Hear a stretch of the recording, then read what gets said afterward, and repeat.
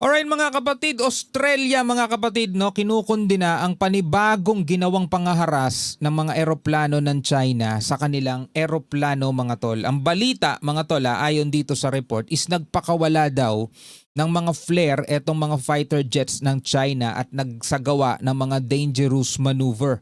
Naku po, ito talaga ang ginagawa ng China, pwedeng magdulot mga tol ng unintended clash. Alam niyo ibig sabihin, no, 'di ba?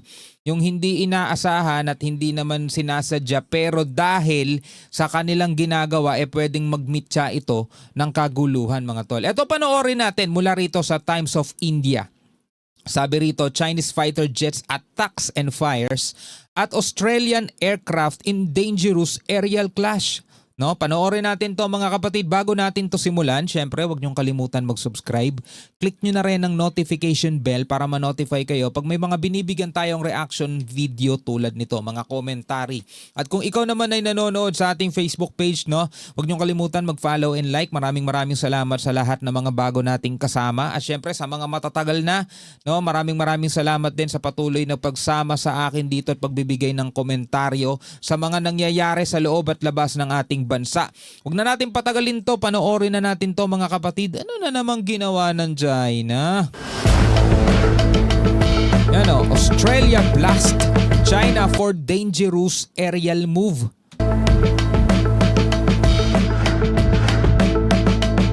Chinese jet taunts yet another US ally.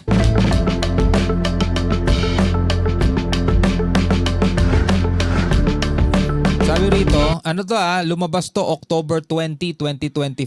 Yan nakikita nyo ba? Ayan October 20, 2025. Kahapon to mga kapatid, no. Ngayon lang natin binibigyan ng reaction video. Sabi rito, Su-35 interception sparks South China Sea tensions. Siguro yung ibang mga footage o mga clip na pinapakita rito, mga clip o file galing sa mga lumang video na, pero ito yung report, no? Siguro ito'y bagong pangyayari lang. Kailan ba nangyari to? Teka. Nung Sunday, ayan sabi rito, Australia condemned a Chinese Su-35 fighter jet for unsafe and unprofessional maneuvers over the South China Sea on Sunday. No? So nung Sunday lang to nangyari mga tol.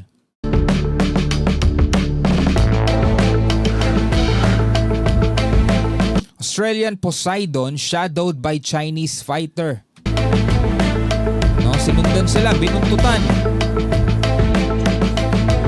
Australia accused a Chinese fighter jet of unsafe and unprofessional behavior. So kahapon yun, Monday. Pero nangyari itong incidenteng to nung Sunday, 19, no, October 19. The incident occurred during a recent encounter over the South China Sea on Sunday.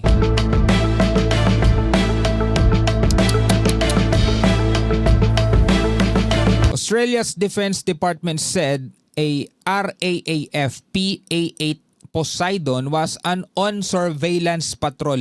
Ang problema kasi mga kapatid, no, etong South China Sea is talagang pinaninindigan ng China na kanila lang. Ulitin ko sa mga hindi nakapanood kahapon ng ating reaction video about doon sa bakit takot ang China sa totoong giyera. Etong South China Sea mga tol, sinimulan lang nilang guhitan yan nung parang U-shape na tinuturing nilang teritoryo nila sa halos kabuuan ng South China Sea is nung 1947 lang. 11 dash line yun mga tol. Noong 1950, ginawa nilang 9 dash line. So hindi lang dagat ang inaangkin nila bilang teritoryo nila. Maging yung airspace. Diba? Baliwala sa kanila yung freedom of navigation. Baliwala sa kanila yung freedom of flight mga tol. Airspace at saka yung dagat, inaangkin nila yun. Kaya tingnan nyo ngayon. Ito, nagsasagawa ng surveillance patrol. Itong P-8 Poseidon ng Australia. Binuntutan sila ng fighter jet ng China.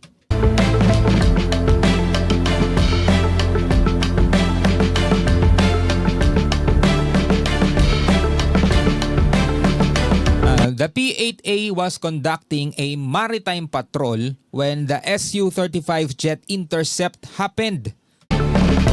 Nagsasagawa sila ng maritime patrol. International airspace yan eh. Wala naman kasing bansa sa ilalim yan eh. Dagat yung ilalim yan eh.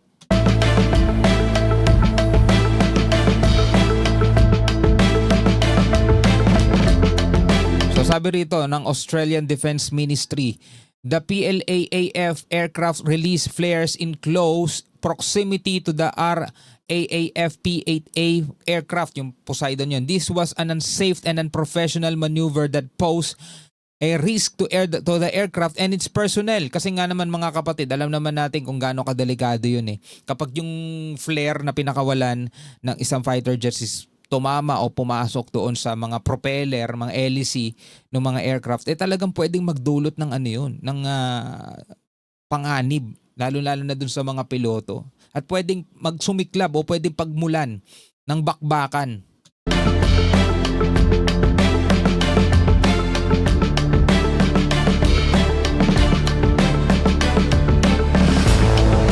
No injuries were sustained by Australian Defence Force o ADF personnel, nor was damage caused to the RAAF P-8A.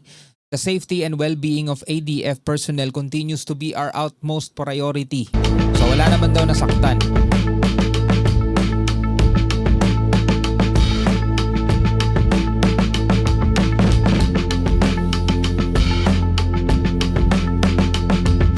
Hindi pa nagbibigay ng komento itong China Southern Theater Command. Hindi pa sila nagko-comment o nagbibigay ng pahayag.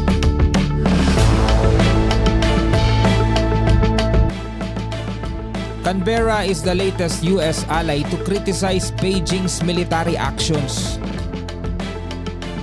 In February, Australia and China clashed over a similar South China Sea incident. So nangyari na yan noong February. Australia din. And then a Chinese J-16 intercepted an Australian P-8A at close distance.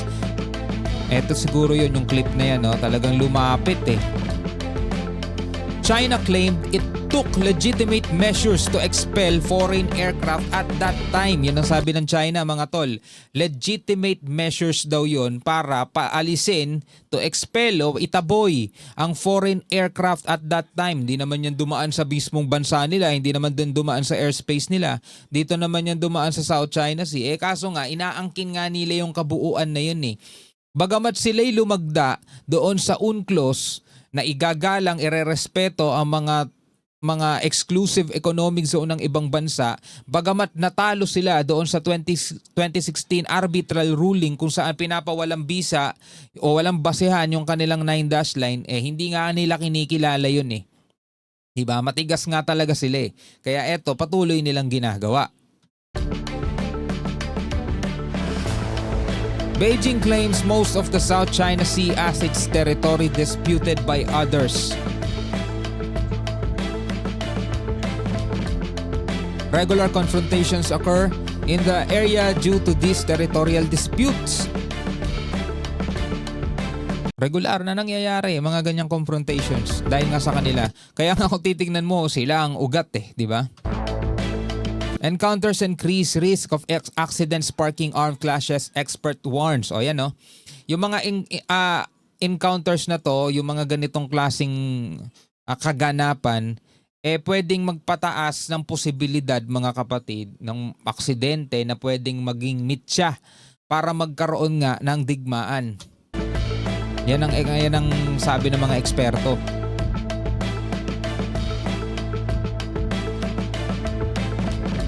The US warns that Chinese fighter aircraft can cause unintended consequences. China's state media often highlights successful intercepts against foreign planes and ships. Yun naman ang binabalita nila. No, successful nila na napalayas o naitaboy itong mga aircraft na to.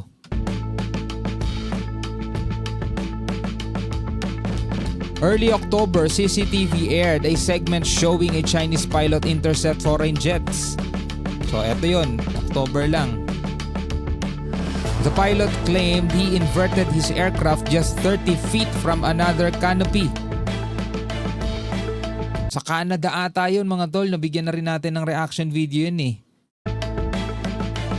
Nagkasalubong sila. O sabi na nga Canada also reported Chinese aircraft armed with missile intercepted their patrol plane. So dahil nga sa ginagawang to ng China mga tol, talagang hindi malabo, no? Accident. Siyempre, accident happens mga tol. Gustuin man natin o hindi, nangyayari talaga yan.